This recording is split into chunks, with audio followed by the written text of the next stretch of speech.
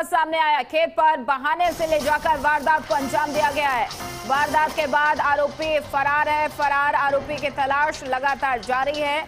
बच्ची की हालत भी गंभीर बताई जा रही है। इलाज के दौरान इलाज जारी है बच्ची का, और ऐसे में आरोपी की गिरफ्तारी के लिए पुलिस की कई टीमें सक्रिय हैं। 8 साल की बच्ची से दरिंदगी के मामले में बड़ा एक्शन लिया गया। आरोपी फरहान के घर पर बुलडोजर भी चलाया गया। प्रशासन ने आरोपी का मकान ध्वस्त कर दिया है। वारदात के 4 घंटे के भीतर बुलडोजर कार्रवाई की गई है।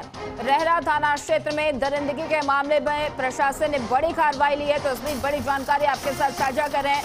8 साल की दलित बच्ची के साथ दरिंदगी का मामला सामने आया। पुलिस इस पूरे मामले को लेकर जांच पड़ताल कर रही है, लेकिन ऐसे में आरोपी फरार बताया जा रहा है। खेत पर बहाने से ले जाकर बच्ची के साथ दरिंदगी की गई है। हालांकि पुलिस ने बड़ा एक्शन लेते हुए, प्रशासन ने बड़ा एक्शन लेते हुए आरोपी के घर पर पीला पंजा चलाया है। प्रशासनिक कार्रवाई की गई है और घर को पूरी तरीके से ध्वस्त कर दिया गया है, लेकिन आरोपी अभी भी फरार है, जिसकी तलाश में कई टीमें लगाई गई हैं। आरोपी तक पहुंचने का प्रयास लगातार जारी है, लगातार कोशिशें की जा रही है आरोपी को गिरफ्तार करने में। हालांकि अभी भी पुलिस के हाथ खाली है, लेकिन बड़ा एक्शन लिया गया है। आरोपी के घर पर पीला पंजा चलाया गया है। प्रशासन की बड़ी कार्रवाई हुई है, प्रशासनिक कार्रवाई की गई है और घर को पूरी तरीके से ध्वस्त कर दिया गया है।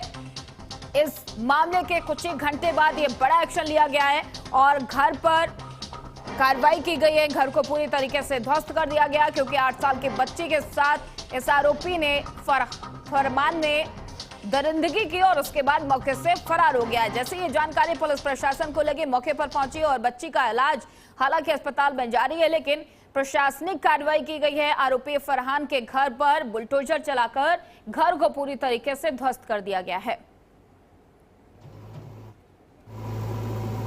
थाना रहरा से संबंधित अभी शाम में एक सूचना प्राप्त हुई थी। एक 8 वर्षीय बच्ची के साथ उसके पड़ोसी के द्वारा दुष्कर्म की घटना कारित की गई। बच्ची की हालत स्थिर है, उसको तत्काल यहाँ उपचार के लिए भिजवाया गया।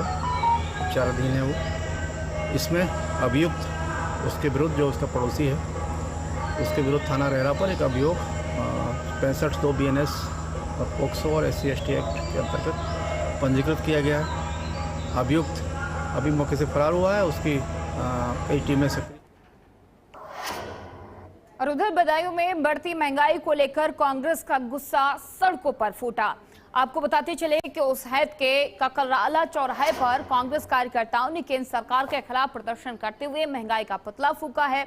और इस दौरान पुलिस ने कांग्रेस जिला अध्यक्ष अजीत यादव समेत कई नेताओं को हिरासत में ले लिया, जिन्हें बाद में निजी मुचलके पर रिहा कर दिया गया। कांग्रेस जिला अध्यक्ष अजीत यादव ने कहा कि पेट्रोल, डीजल, रसोई गैस और आवश्यक वस्तुओं की बढ़ती कीमतों ने आम जनता, आम आदमी, किसान, मजदूर और मध्यम वर्ग की कमर तोड़कर रख दी है। उन्होंने कहा कि कांग्रेस जनता की आवाज को हर मंच तक उठाती रहेगी और महंगाई के खिलाफ संघर्ष जारी रहेगा।